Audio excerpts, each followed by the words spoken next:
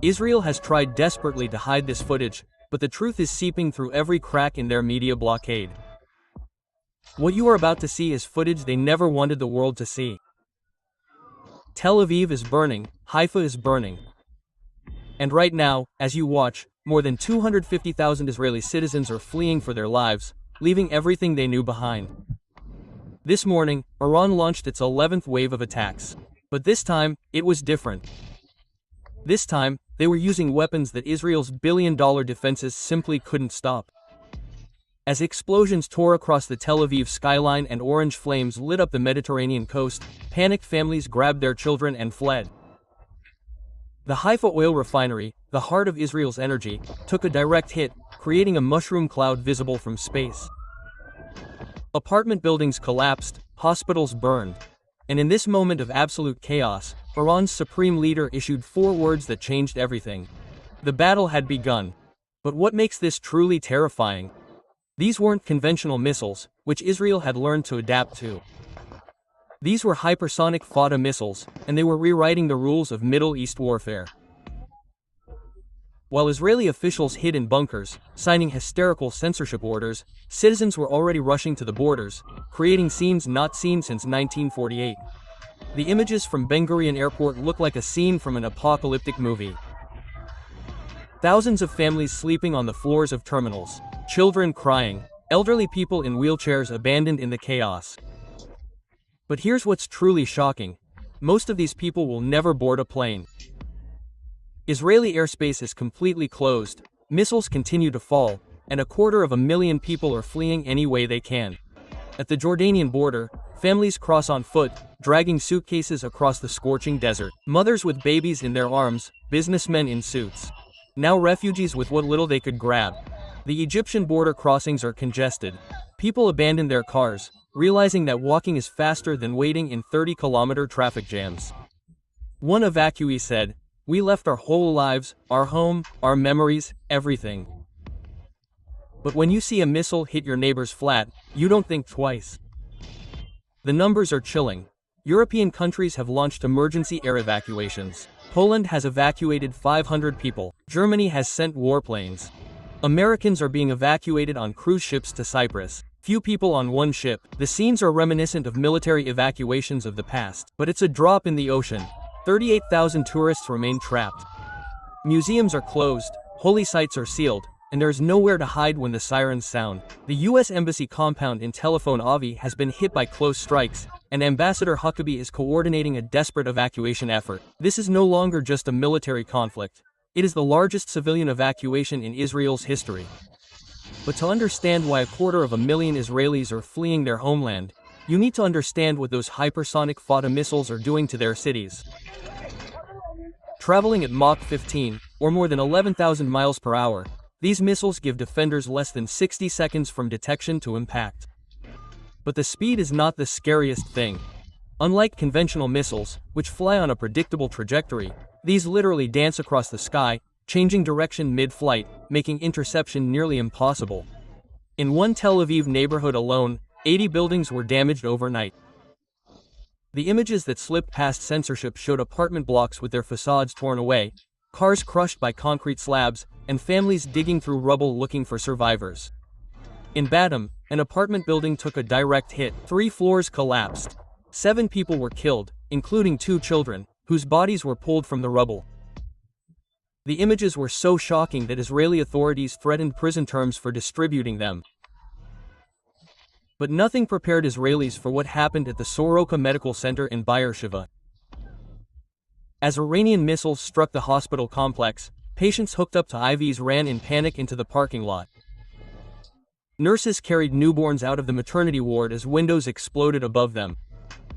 Dr. Gal Rosen, working amid the chaos, described pulling a 4-day-old baby out of the burning building.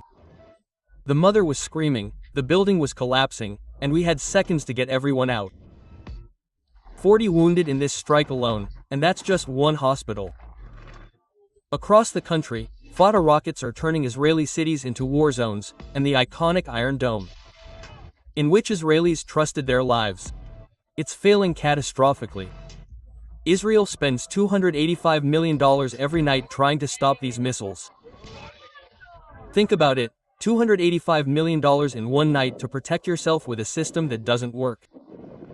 One interceptor costs $3 million, and they're launching dozens to shoot down just a few Iranian missiles. But here's what's really scary. Israel's military generals can't sleep at night. If things continue at this rate, their entire arsenal will be gone in less than 2 weeks. Security expert Yehashua Kaliski admitted with alarm, "We can intercept 95% of conventional missiles, but with hypersonic ones, it's a different story. Speed is not everything. Maneuverability is important, and these missiles are like nothing we've ever encountered." Translation: decades of Israeli air superiority have been erased overnight. The US-developed RO system, which cost billions, is unable to track the missiles, which zigzag through the atmosphere at 15 times the speed of sound. Israeli military commanders call this the worst-case scenario imaginable. Not only are they losing interceptors, they are losing time. Leaks to the Israeli media show that Iran still has more than 1,000 missiles capable of hitting Israeli cities, and that the factories that produce them are hidden in bunkers that Israel's bombs simply cannot reach. One senior defense ministry official put it bluntly, "We built our entire defense strategy on the predictability of ballistic missiles." No one counted on hypersonic weapons that seem to think for themselves. And as Israeli families flee burning cities and overcrowded hospitals, the world watches as the myth of Israel's invincibility crumbles in real time. But just when it seemed that Israel was left alone to face its nightmare, a phone call from Washington changed the entire equation. For an hour and 20 minutes, Donald Trump and Benjamin Netanyahu discussed what insiders are already calling the most fateful decision of Trump's entire presidency. And when the conversation ended, Trump did something that shocked even his closest advisors. "Unconditional surrender," he wrote in capital letters, directly addressing Iran's leadership. But the next message sent terror through Tehran. "We know exactly where the so-called supreme leader is hiding. He's an easy target, but he's safe there. We're not going to eliminate him, kill him, at least. Not yet, for sure." The message was crystal clear. America is holding its head in the sand, and Trump is not going to play diplomacy anymore. Hours later, the Pentagon began moving weapons that hadn't been used since the Iraq War. F-22 Raptors, F-35 Lightnings, B-2 stealth bombers all received immediate deployment orders. The USS Nimitz carrier strike group abruptly changed course and headed for the Persian Gulf. But what really sent Iranian officials into a panic was the 2 weeks Trump gave them to capitulate. 2 weeks, or, as he put it, consequences like you've never seen before. He even called for Tehran's 9.5 million residents to evacuate, cutting short his participation in the G7 summit to rush back to the White House for emergency meetings. When asked if he had made a decision to strike Iran, Trump responded eerily, "Maybe, this can be called an ultimatum." An ultimatum, right? But here's the dirty truth about this war. Quote, "Netanyahu didn't launch Operation Rising Lion because of the Iranian nuclear threat. He launched it to save his political career." Just days before the order to strike, Netanyahu found himself facing a vote of no confidence that could have completely destroyed his government. The opposition had enough votes. The ultra-Orthodox coalition partners were revolting, and the corruption trials were nearing their end. And then, like magic, Iran suddenly became an immediate operational necessity. This pattern is all too obvious. Since 1992, Netanyahu has been screaming code orange about Iran's nuclear weapons. In 1996, he told Congress that Iran had 3 to 5 years. In 2002, he claimed that they had centrifuges the size of a washing machine. Absolutely false. In 2009, probably 1 to 2 years, and in 2012, he literally stood at the UN podium with a cartoon bomb like a character from a cartoon. Lunans, claiming that Iran was on the verge of acquiring nuclear weapons. And now it's 2025, and even Masset refutes his claim. US intelligence confirms that Iran halted its nuclear weapons program in 2003. But Netanyahu's desperation has now turned into a disaster for Israeli cities. While he speaks of victory from his bunker, 250,000 of his fellow citizens are fleeing their burning homes. Families who trusted his leadership are now refugees. A Petah Tikva resident who lost his home in an Iranian missile strike said, "It's worth it for our children." But as parents carry these children across borders in search of safety, one nagging question arises: worth what, exactly? Netanyahu claims it's a fight for survival, but whose survival is he really fighting for?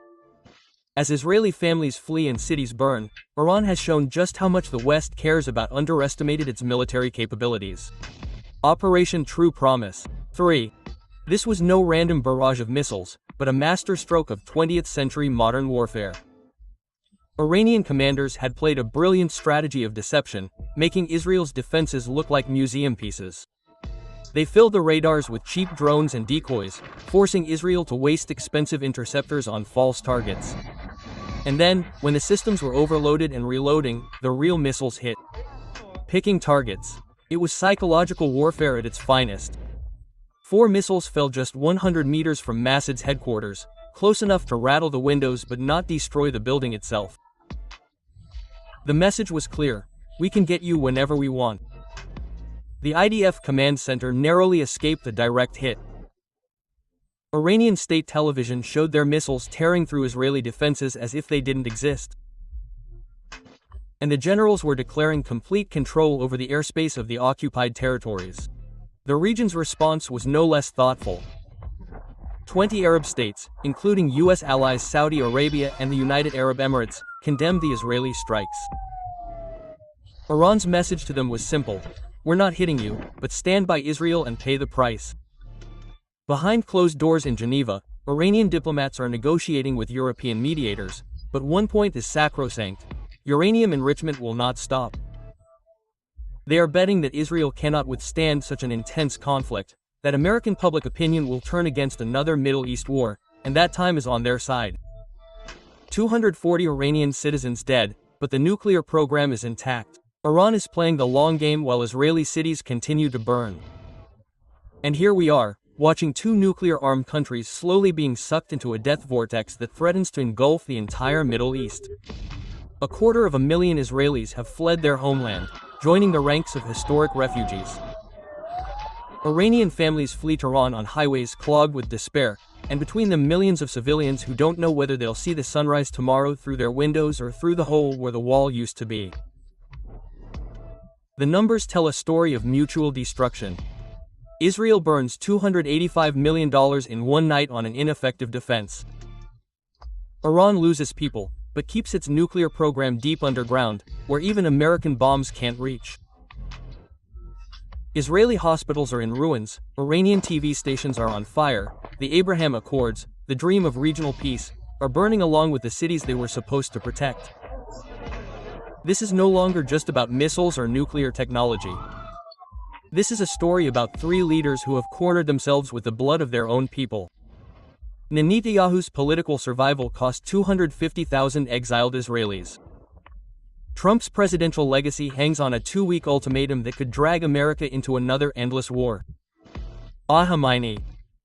He turned his country into a funeral pyre just to prove he would not bow to the West.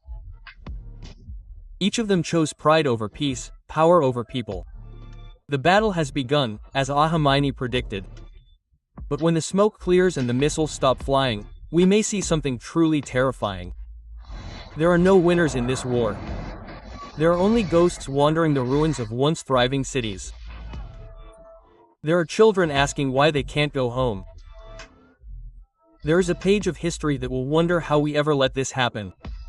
The clock is ticking toward the end of Trump's ultimatum. Israel's defenses are crumbling, the people of Iran are dying, and somewhere in the ashes of Tel Aviv and Tehran, the dreams of millions are burning. Because when you play nuclear chess with human lives, everyone loses. The only question left is, how much longer must we run before someone blinks?